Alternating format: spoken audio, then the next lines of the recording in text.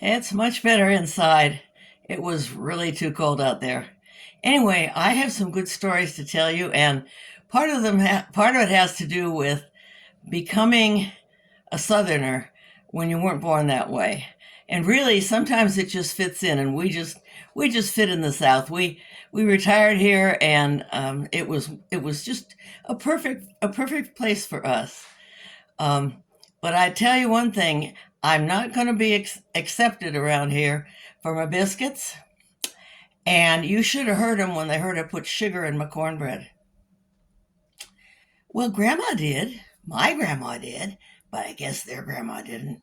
So there was going to have to be some other way for me to gain my first acceptance in the neighborhood. Okay. Well, everybody wants to fit in wherever you live.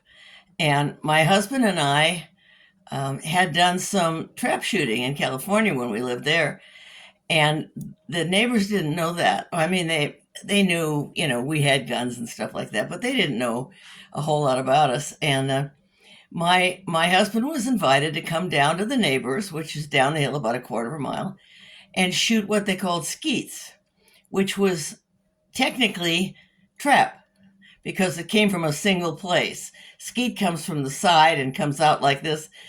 Trap comes from the center and goes out and can branch out different ways depending on how it's shot. Anyway, I asked if I could go along, and they said, "Well, I guess." So I went, and I was kind of looking forward to it because we used to shoot every weekend, and I kind of missed it.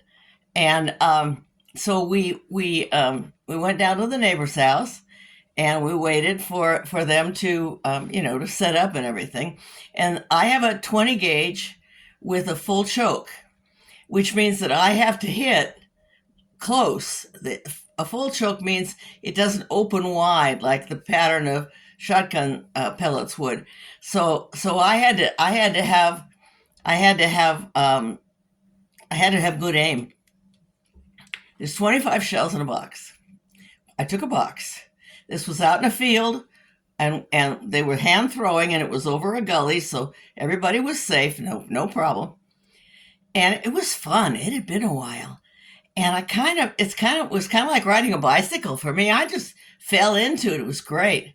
So I'd yell pull, and they'd pull, and I'd shoot, and boom, it would explode. And I got down to my last five shots. I'd broken 20 birds in a row. Got down to my last five shots and started to get nervous. And I thought, I have really got to do this. Now, I had never shot 25 but one time in California, but it was from a trap house, so that it was random and stuff like that, and it went faster than what they were throwing. So really, I had an advantage. And I broke all 25.